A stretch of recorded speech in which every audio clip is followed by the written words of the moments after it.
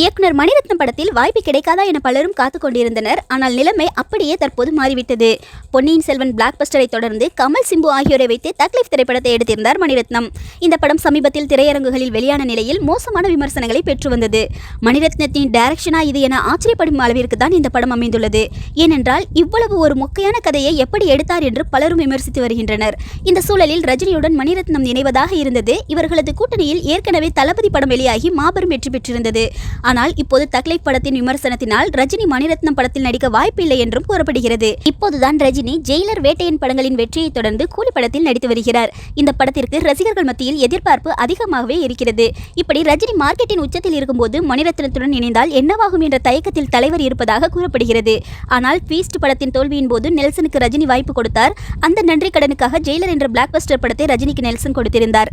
Nelson மீது வைத்த நம்பிக்கையை மணிரத்னத்தின் மீதும் ரஜினி வைக்கவில்லையா என்ற கேள்வியும் எழுந்து வருகிறது.